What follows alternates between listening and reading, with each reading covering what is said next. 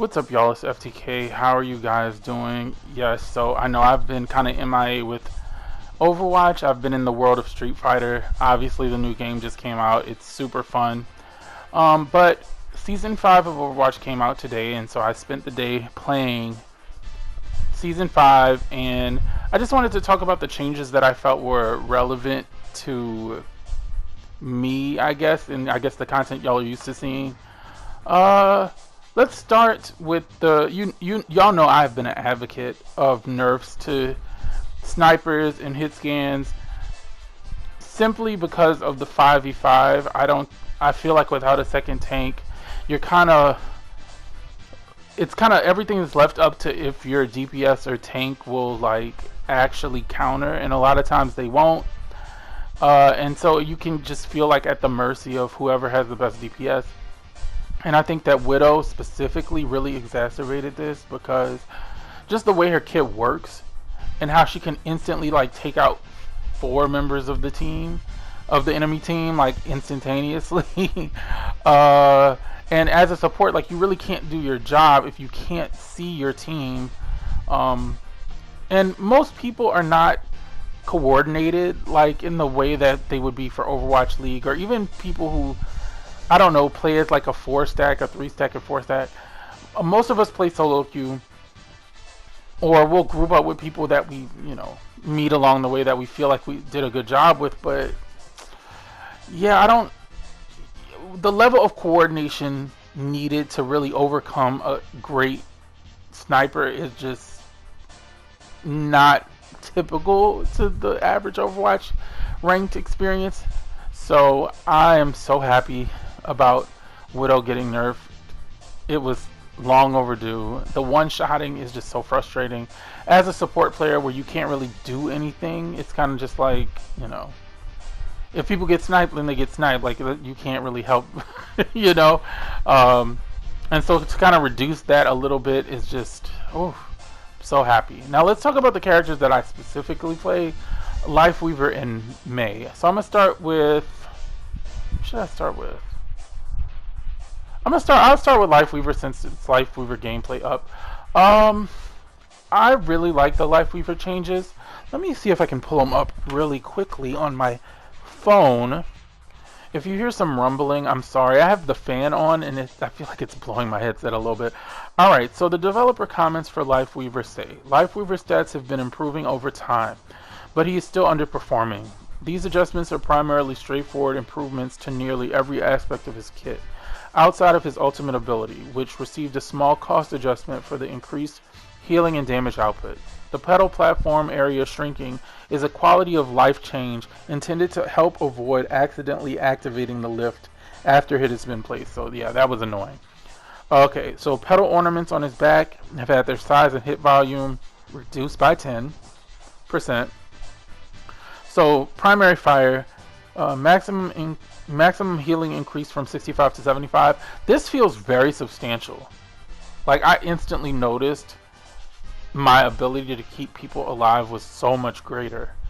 And over time, like over the duration of the match, I noticed that I had way more healing overall than I used to have with Lifeweaver. And it's very helpful because he's just not really a damage dealing support. I mean, his little thorns are okay, but they're not at all like what I would consider that much of a threat where people are going to be afraid to like dive him. So yeah, I like that his healing output is much higher. So next, about the thorns, it says damage per projectile increased from 5 to 6, projectile radius increased from 0.1 to 0.125, and ammo increased from 60 to 70.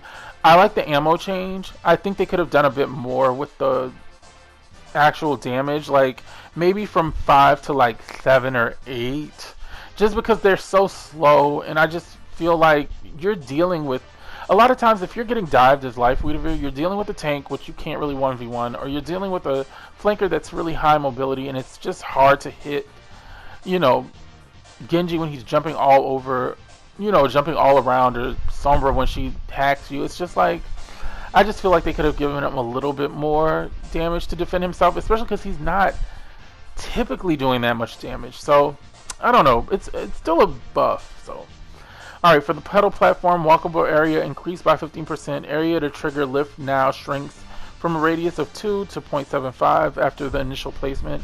This is good. Now I feel like it's way more intentional when I like trigger it or someone else triggers it. And it's not just like an accidental, oh, I walked over like the itsy bitsy corner of it and it just flew up into the air and now it's useless. So yeah, and life grip cooldown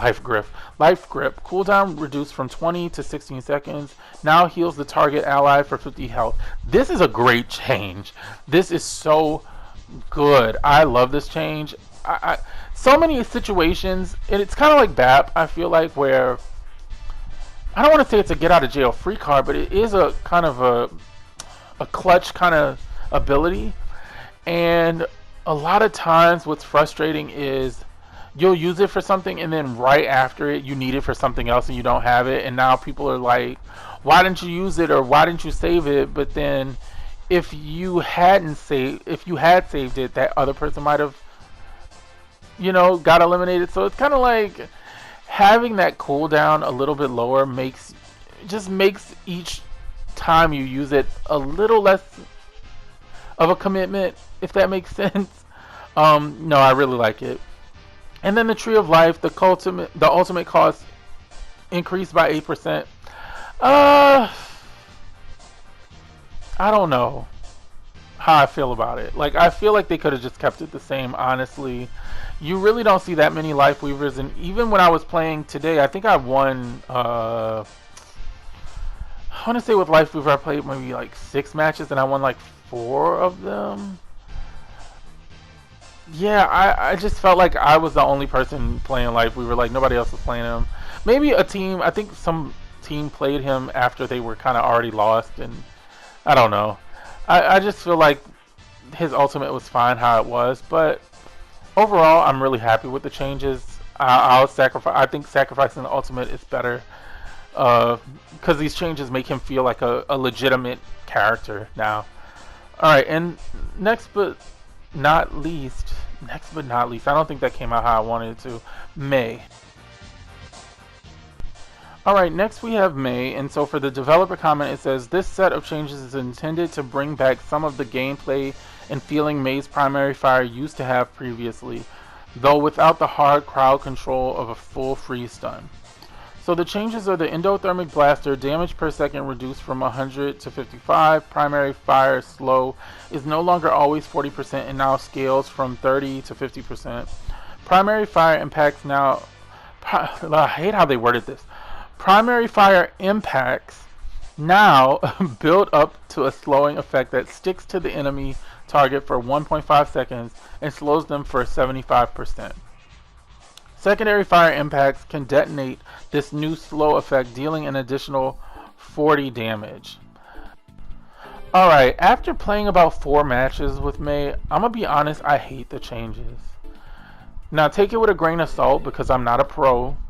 And I'm really rusty. I've been playing Street Fighter.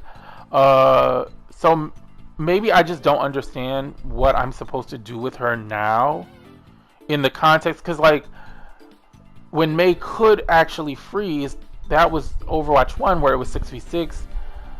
The gameplay felt different. Whereas now at 5v5, there just aren't that many situations where I'm going to 1v1 freeze someone. You know what I'm saying? And when you wall them off, I just felt like having that higher damage made it easier to like confirm the elimination, especially because you're typically walling someone off with your team or at least the tank there with you to help deal damage. Whereas like now, because the damage is so low, I just felt like there were so many situations in which I started doing damage, but then they would just get away because the damage wasn't high enough to guarantee that kill. And like, here's the other thing, and I think Overwatch has always had an issue with this when it came to characters with like CC or utility. It's like there's nothing better than just doing damage and getting an elimination. CC and utility makes it easier for other people or yourself to do that, but like that's not as good as just going straight to the source, which is, you know what I'm saying? Like, it's adding another step, which is kind of like a maybe, Like, it may lead to more damage overall, but like if you can just confirm it yourself with an elimination, you see what I'm saying? And because most people are playing solo queue, it's like if we were all coordinated, it might be a little bit different. But as an individual, you know, I feel like most Overwatch players are solo queue players. Let me know if I'm wrong with that.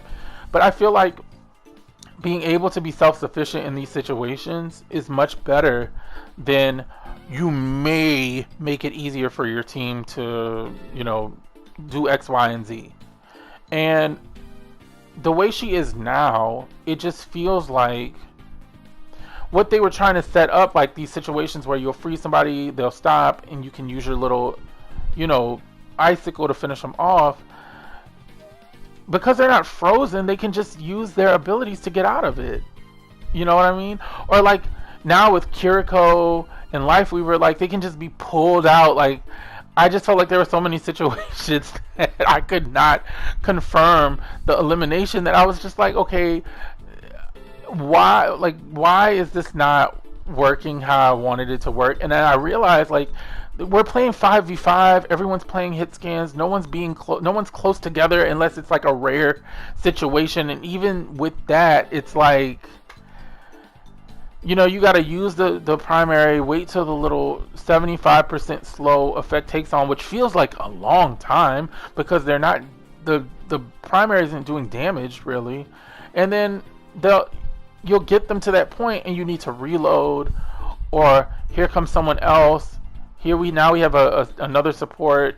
I just don't like it. I feel like it made something complicated that I was getting used to the change, the Overwatch 2 change, because I felt like there were a lot of situations where that extra damage just really came in handy. So I don't know. If you play Mei, let me know, because I may just be playing her wrong. You know,